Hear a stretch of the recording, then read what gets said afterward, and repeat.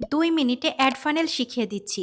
এরপর আর কোনো দিন ফানেল শিখতে হবে না। ধরেন আপনি স্কিন কেয়ার প্রোডাক্টের বিজনেস করেন আর আপনার টার্গেটিং পুলে 3 ধরনের মানুষ আছে: জাইমা, সাইমা, নাইমা।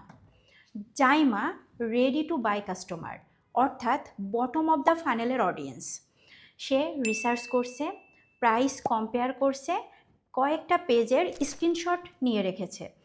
বেসিকলি সে 2-1 দিনের মধ্যেই কিনবে। এখন আপনার অ্যাড যদি কনভার্সন অপটিমাইজড হয় তাহলে জাইমা আপনার জন্য পারফেক্ট। কিন্তু কিন্তু এখানে একটি বিষয় আছে। জাইমাকে শুধু আপনি না, অনেকেই টার্গেট করছে। আপনার কম্পিটিটর অ্যাড তাকে চারিদিক থেকে ঘিরে ধরেছে, তাই এখানে সিপিএম বেশি হবেই। এক্ষেত্রে জাইমার কাছে আপনার প্রোডাক্ট সেল করতে পারবেন ঠিকই, কিন্তু এটা আপনার জন্য লাভজনক অপশন হবে না। এখন আসি সাইমার কাছে।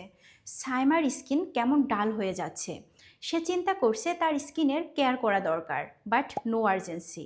সে ক্যাজুয়ালি ইউটিউবে স্কিন কেয়ার রিভিউ দেখছে, ইনগ্রিডিয়েন্টস চেক করছে, কোনটা তার অয়েলি স্কিনের জন্য ভালো হবে এসব রিসার্চ করছে।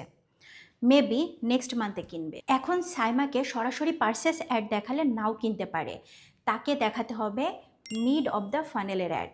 সাইমাকে রেডি করতে হবে কেনানোর জন্য। কিভাবে? কন্টেন্টের মাধ্যমে।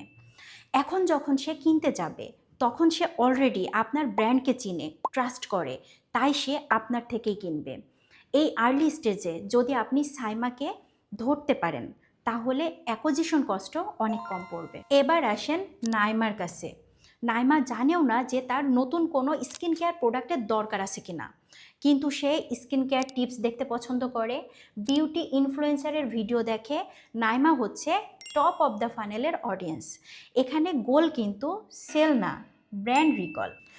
এক্ষেত্রে সিপিএম অনেক লো থাকবে, একটু long term process, but huge লাভ থাকবে। কারণ নাইমা ফিউচারে যখনই স্কিন কেয়ার প্রোডাক্ট কিনতে যাবে তখন আপনার ব্র্যান্ডটাই তার প্রথমে মনে আসবে। ওয়েট, আরেকটা জিনিস খেয়াল করেন।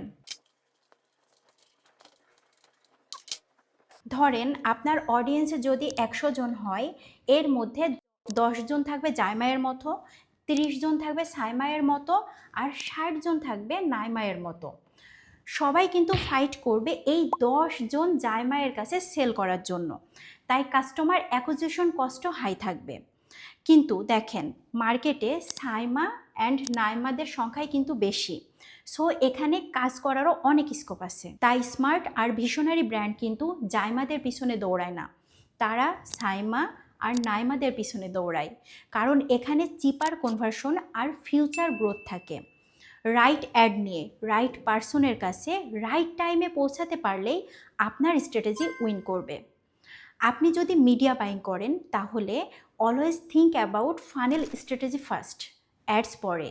কারণ অ্যাডস না, স্ট্র্যাটেজি মেক্স মানি। আর এই ফানেল স্ট্র্যাটেজি আপনার বিজনেসের জন্য কিভাবে বানাবেন, কোন কোন স্টেজে কি কি ক্যাম্পেইন করবেন, জাইমাদের জন্য কি কি ক্যাম্পেইন করবেন, সাইমাদের জন্য কি কি ক্যাম্পেইন করবেন, আর নাইমাদের জন্যই বা কি কি ক্যাম্পেইন করবেন, আর কোন ক্যাম্পেইনে কি কি অ্যাড তৈরি করবেন, এর সব কিছু নিয়ে আমি একটি ডিটেল গাইড তৈরি করেছি।